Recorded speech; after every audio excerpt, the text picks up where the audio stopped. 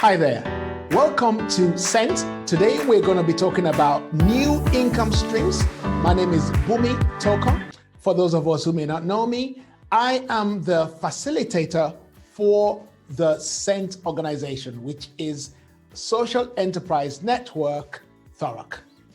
Okay, today we're dealing with the subject of how can a social enterprise become more sustainable? How can you have more of an income so that you can deliver your social impact to reach more people and for you to reach your vision and for you to really have a good influence in your community? My name is Boomy Tokan, and I've worked as a business advisor for over 20 years. I focused more on social enterprises since 2018. I completed a social enterprise program, social entrepreneurship program at the SSC in Grace, which was this year, 2020. I've also helped so many social enterprises in the past 9 months to acquire over £300,000 in grant funding. I have a master's in, I'm on a master's program, don't have it yet. I'm on a master's program at Goldsmith University on social entrepreneurship. So somebody might say, why should I bother to listen to you? Those are some of the reasons why you should listen to what I have to say. Now, if I go on as a way of introduction, I want to say a couple of things for you to understand. Number one is that when we're talking about ideas, we are really looking at, we're saying to ourselves, well, whether you simply want to earn money to pay your bills, or you are looking for a way to build a global business, what I have to share with you today will be of immense benefit to you. So I appeal to you to listen well. The other thing is, I want to look at three different things when it comes to social enterprises. I want you to consider three things. Number one, when we talk about a social enterprise, we're really looking at, sometimes we're looking at people, planet, and profit. It's called the triple bottom line.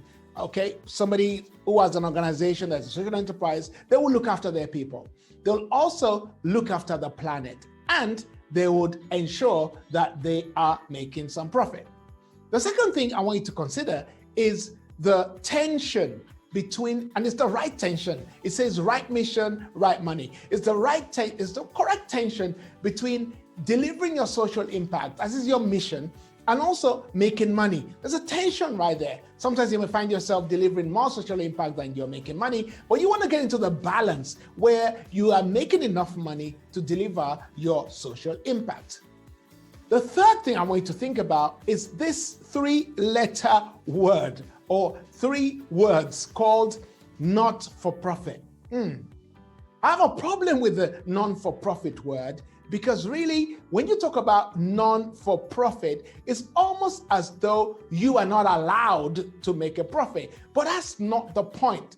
You know, when they talk about not-for-profit, it just means that the purpose for which you make profit is different. So it's profit with purpose. That's what it is. Not non-for-profit, but profit with purpose. Profit with purpose. Profit with purpose. So when we're talking about profit with purpose, we really mean that we can be the kind of person that, okay, thank you. You can remove that. You can be the kind of organization that actually makes money and also delivers social value, but reinvests the money back into the business, reinvest the money back into R&D, research and development, reinvest the money back into helping others, giving your workers more of a share of the profit. That's what it means. It doesn't mean that you are not supposed to make a profit, because a lot of social enterprises think they're not supposed to make a profit, but that's not true. Not for profit means that you are applying back your profit. You're plowing back your profit for some social good. Okay. Now, what are some new income streams that you as a social enterprise should start working on or be engaged in? And I'm going to give you some ideas. Well, there'll be some things that I say that you can go away and implement straight away and start getting value from it. So let me give you the first one.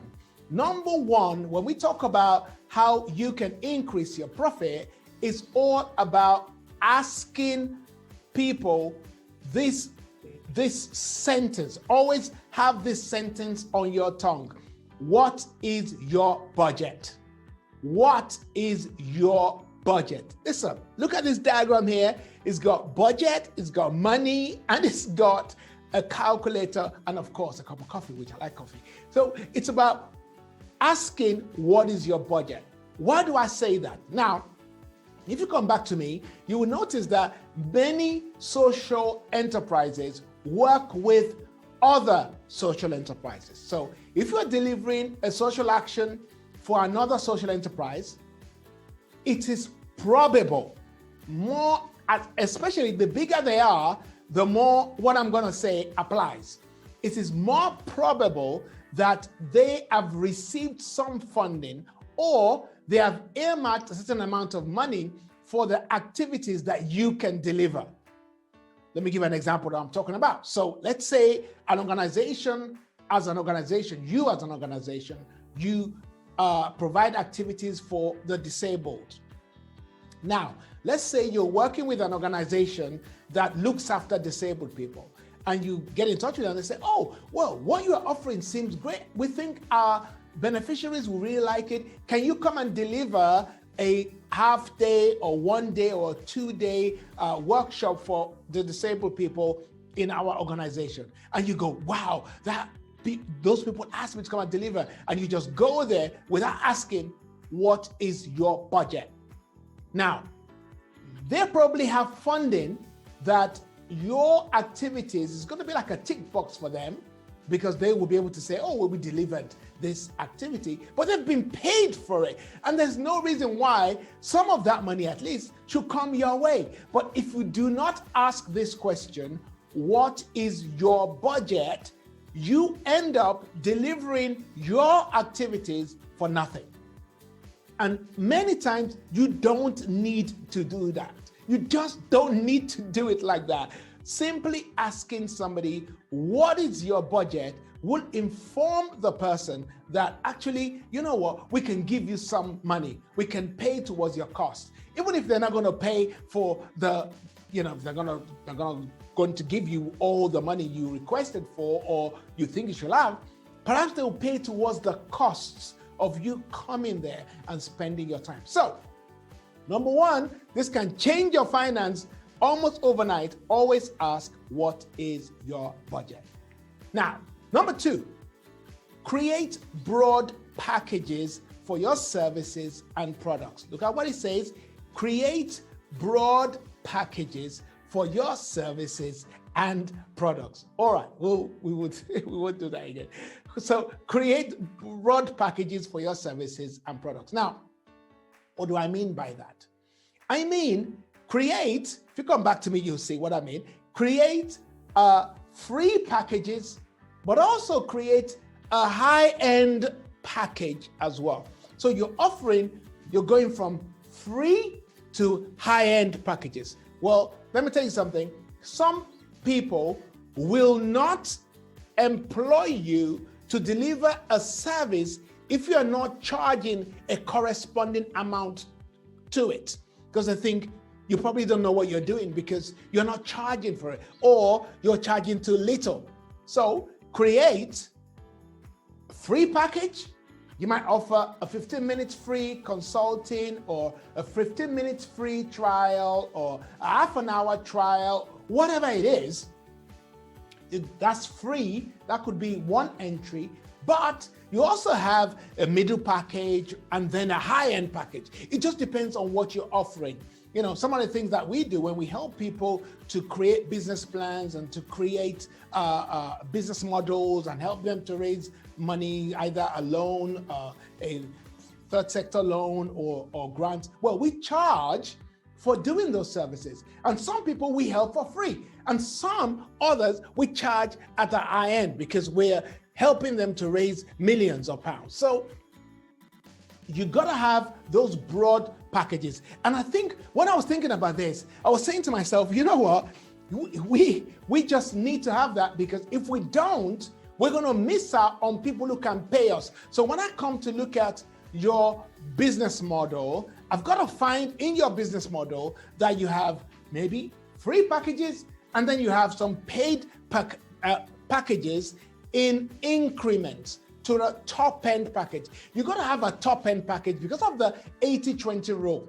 The 80-20 rule says 20% of the people that you meet that buy from you are going to buy higher end products, right? And out of that 20% of the 20%, they're actually going to buy your top, most expensive products. So you got to have those products in place before you start. So if you're offering any kind of workshops right now, you got to have what you do for free and what you do in a very expensive way, because you load it up with a lot of activities and value. Now, I'll say this: whether you're offering something free or extremely expensive, make sure in all cases across the board, you are offering very good value for your products.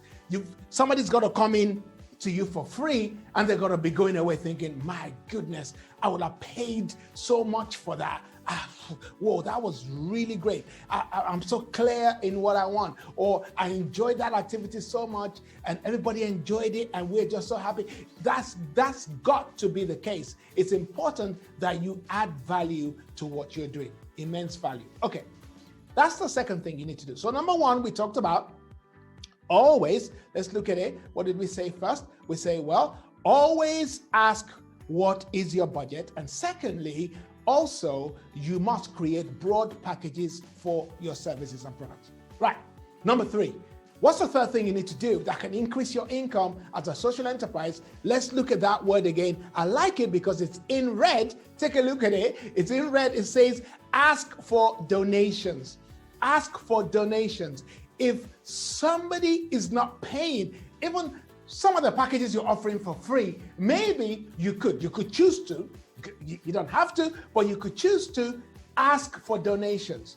So you offer some packages, you offer a package to somebody, you say, well, you know what, can you donate something? Now, let me give you a story. This is a true story. A lady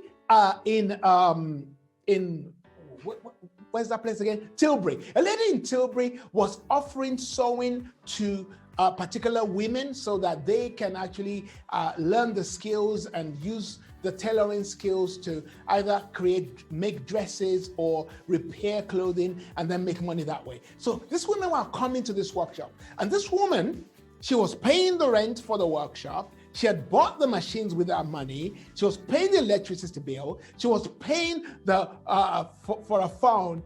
Basically, she had expenses around her and she was paying for it. And she wasn't charging any of those women anything. She was doing it for free. And this was like, I don't know, a 10 or 15 weeks course. So they were coming to her twice a week to learn this skill, and they weren't paying nothing. They were even drinking her tea and her coffee and eating her biscuits too, but they weren't paying nothing. So somebody from Thorough came in and said, hang on, you have expenses to pay. I mean, you're paying for the workshop, you're paying for everything. Why don't you ask these women to donate maybe something like £5 every time they come?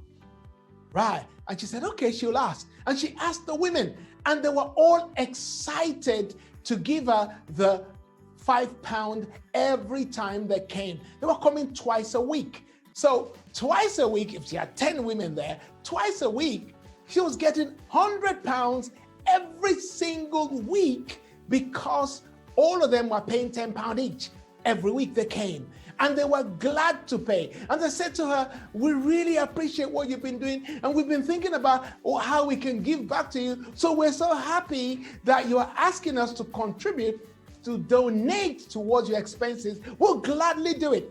And she went from 0 to £400 every single month. So just think about that. She could have been receiving that £400 every month gladly, but thank God she did now, but she's getting that money now. So now she can pay comfortably, pay for the workshop, pay the rent for the workshop, pay the bills, and she's not so stressed about it anymore. She's going home thinking, oh, I'm so happy that everything is working. These women are learning, and I may not be making a fortune, but hey, I'm covering my expenses and I can deliver more. So you got to ask people to donate. Stop making financial judgment for everybody. Don't say to yourself, they cannot afford it. Ask for something. And somebody says, how much shall I ask for? Shall I put a limit on it? Shall I say, well, we expect a donation of at least £5 or £10? You could do that if that's what you want to do. But one thing I want to advise you to do is to ask for a donation. Okay. Number 4, work with partners. Work with other people. Work with somebody else who has a complementary mission that they are also pursuing.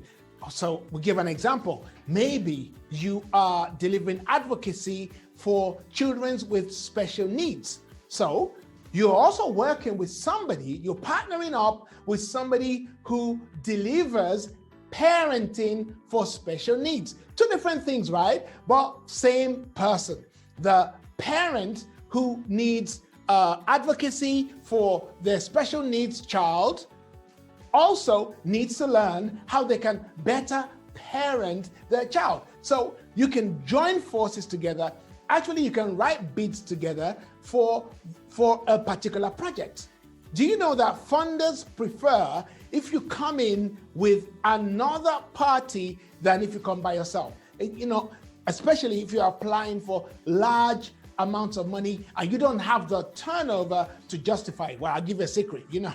Funders don't like giving you more than 20% of your own turnover. They don't like it. In fact, it's an unspoken rule. I think I have an article on 5 unspoken rules of funders, something along those lines. But the point I'm making is this: when you partner with somebody, you automatically increase your turnover and your ability not only to raise money, but also your ability to reach more people. Because now you have 2 different sets of people promoting the event. You have more people going to hear about it. Then you will get that person's audience and they will get your audience too. So you increase your database automatically. So working with somebody is always a good thing. So partner with others.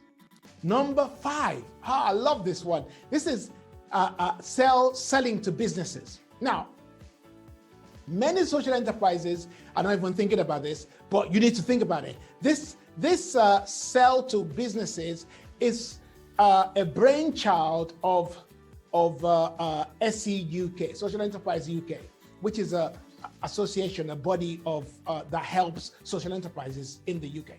Now, they've lobbied the government and they've lobbied businesses to ensure that they buy services and products from social enterprise. Actually, if we look at this, they are committed to spend 1 billion. A lot of the large organizations are committed to spending 1 billion with social enterprises by the end of 2020. Whether they will get there or not, but we know that 65.5 million has already been spent to social or with social enterprises at the time of recording this and talking to you about it.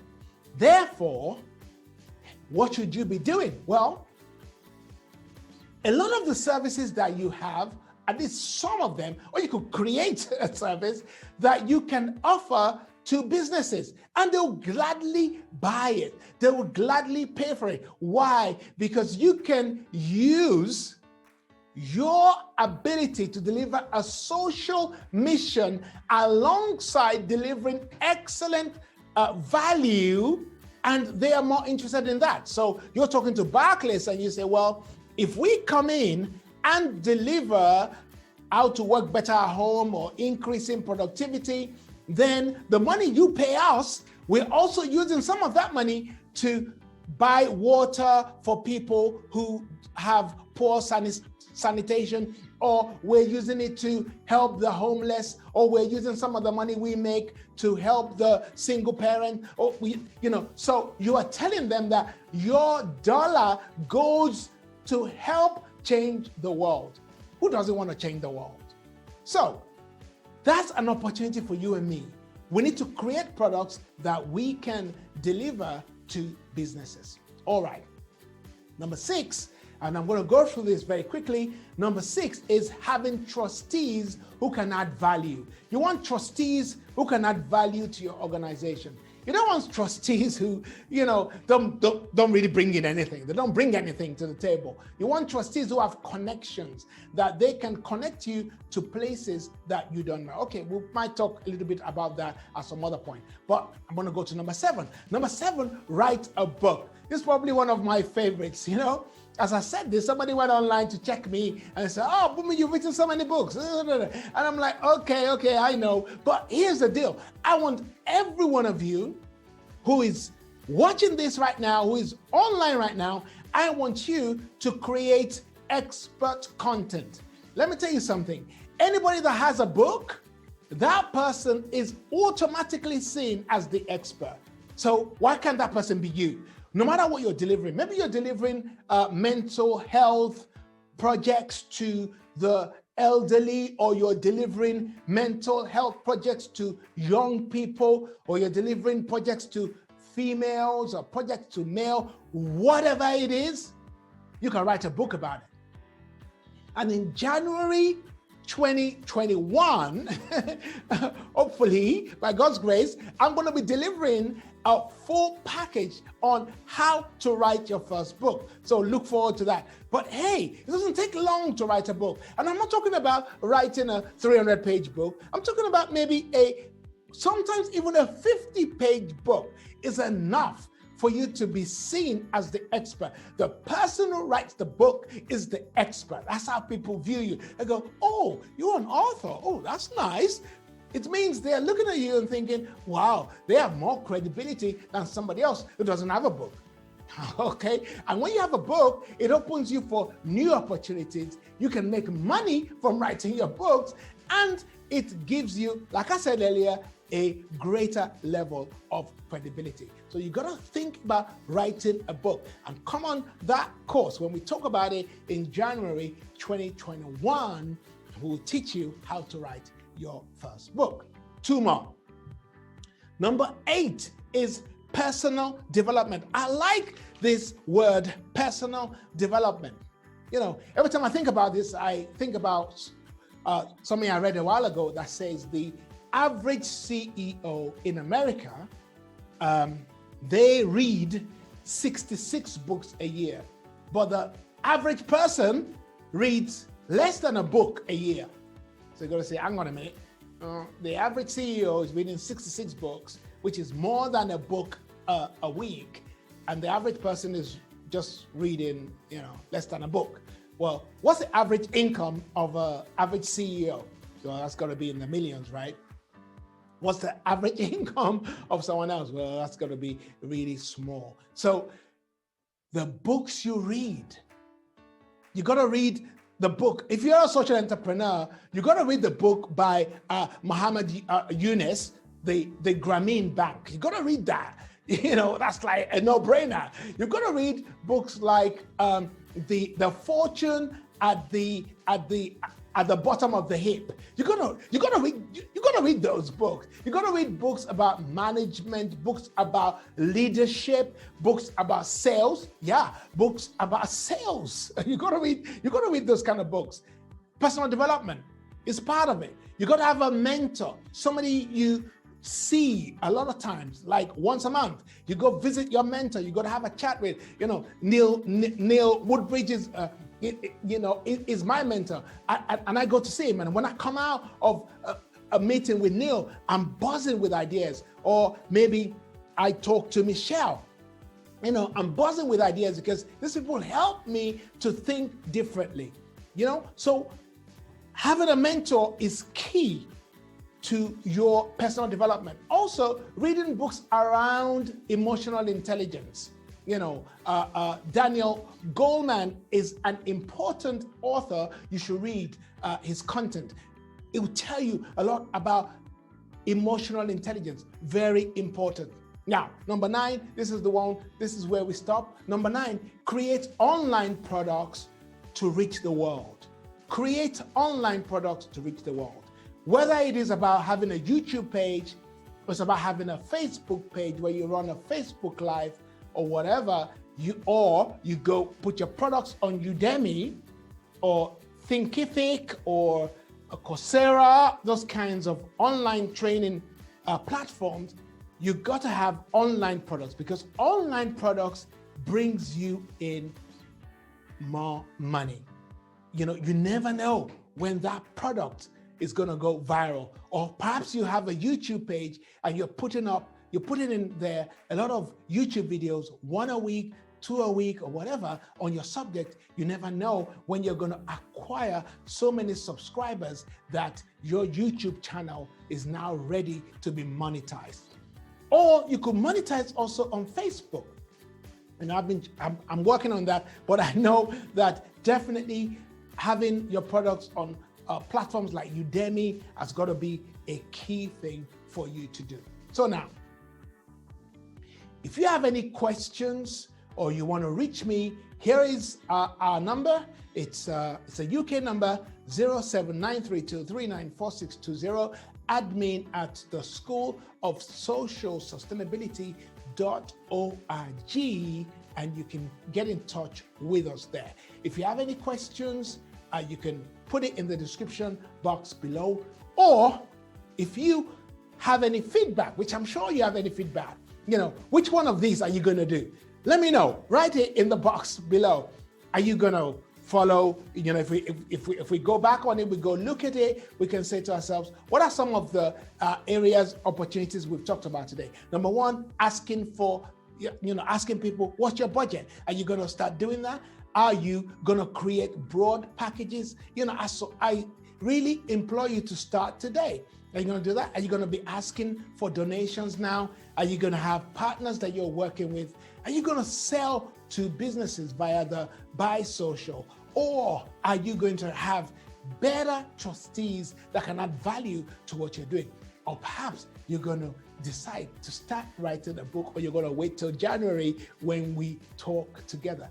Or, don't wait. I'm telling you, don't wait on this one. Get going with your personal development and, of course, create products online. Now, here's the deal. I'd like you to please put a feedback in the box below, because I'd like to know what you thought about this particular content that we've delivered to you today. This is Boomy Tokan from Scent. I'm also the director of the School of Social Sustainability. I'll see you soon. Scent runs the last Wednesday of every single month. So look out for the next subject, last Wednesday of every month.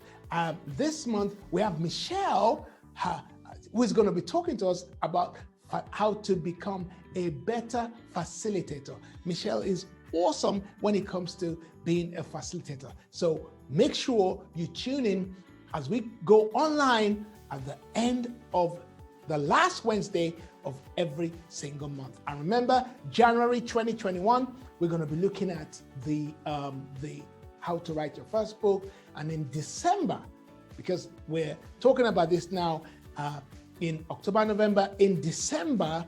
So in November, we have Michelle, is going to talk to us about how to facilitate. Then in December, we have a network Christmas party online on Zoom. And then in January, we're going to talk about how to write the first book. All right, then. I'll see you again soon. And here are the details again, but please do put your feedback in the description box. Thank you so much for coming along today, for tuning into us today. It's great to have you. And I want to say goodbye. I want to say thank you so much. Thank you so much.